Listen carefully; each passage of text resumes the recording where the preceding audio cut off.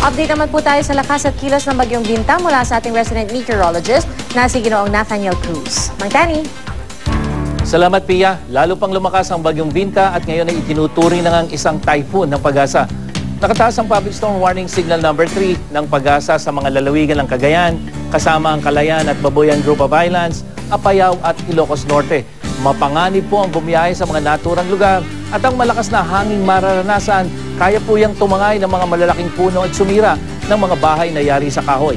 Signal number 2 naman ang nakataas sa mga isla ng Batanes, Abra, Kalinga, Ilocos Sur, Mountain Province at Isabela. Inaabisuhan po sa posibleng storm surge sa mga coastal area na isinailalim sa signal number 3 at 2. Nakataas naman ang signal number 1 sa La Union, Benguet, Ifugao, Nueva Vizcaya, Quirino, Aurora, Pangasinan, Nueva Ecija, Tarlac at Zambales. Pinag-iingat po ang mga residente dyan sa posibleng pagbaha o pagguho ng lupa. Bukod sa mga lugar na nasa ilalim ng storm signals, inaasahan din ang matataas na alon dyan sa eastern seaboard ng Southern Luzon. Ito ay dahil sa malakas na hangin at base sa gale warning ng Pag-asa, posibleng umabot sa 5 metro ang taas ng alon sa mga naturang baybayin. Kaya pinapayuhan ng mga mangingisda at may maliliit na sakyang pandagat na iwasan muna ang maglayag o pumalawad dyan. Huling namataan ang mata ng Typhoon Binta dyan sa layong 200 kilometers sa may silangan ng Aparing, Cagayan. Taglay nito ang lakas ng hangin umaabot na sa 120 kilometers per hour malapit sa gitna at bugsong hanggang 150 kilometers per hour. Kumikilos ito pakanluran, hilagang kanluran sa bilis na 26 kilometers per hour.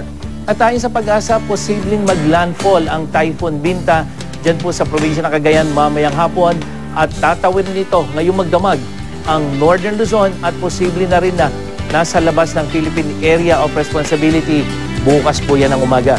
At base sa datos ng Weather Central, makararanas ng mahinang ulan ang ilang bahagi ng Palawan kasama na rin ang Bicol Region habang katamtaman hanggang sa malakas na ulan naman ang mararanasan dito sa Northern Luzon dahil nga po sa Bagyong Binta.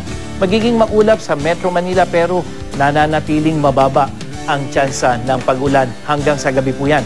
Maaliwalas hanggang sa bahagyang maulap na langit naman ang mararanasan sa malaking bahagi ng Visayas hanggang katamtamang ulan naman ang mararanasan diyan sa mga rehiyon ng Davao, Soc-Sargen, kasama na rin ang ilang bahagi ng ARMM.